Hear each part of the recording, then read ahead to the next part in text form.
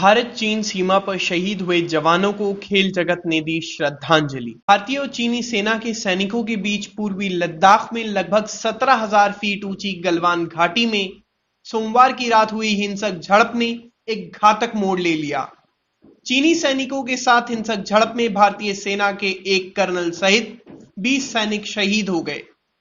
Team India के विस्फोटक opener रहे वीरेंद्र सहवाग ने गलवान घाटी में शहीद हुए भारतीय जवानों को श्रद्धांजलि देते हुए लिखा, झड़प में शहीद हुए कर्नल संतोष बाबू के प्रति संवेदनाएं हैं।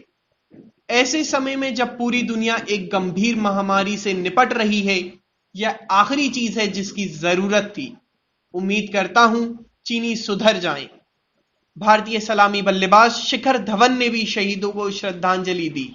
उन्होंने लिखा, ये एक ऐसा बलिदान है जिसे देशवासी कभी भुला नहीं पाएंगे।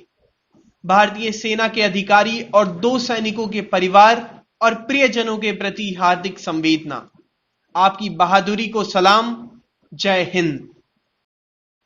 वहीं रेसलर योगेश्वर दत्त ने ट्वीट किया, लद्दाख में गलवान घाटी में चीनी सैनिकों के साथ झड़प में भारतीय सेना के 3 जवान शहीद होने का समाचार मन को व्यथित करने वाला है। सीमा की रक्षार्थ शहीद हुए जवानों को शत शत नमन एवं परिवारजनों के प्रति संवेदनाएं। भारतीय महिला बैडमिंटन खिलाड़ी साइना नेहवाल ने शहीदों को श्रद्धांजलि दी। उन्होंने लिखा, मैं भारतीय सेना को सलाम करती हूं। मैं गलवान घाटी में शहीद हुए भारतीय सैनिकों को सलाम करती हूं। इन जवानों के परिवार का सोचकर दिल बैठ रहा है।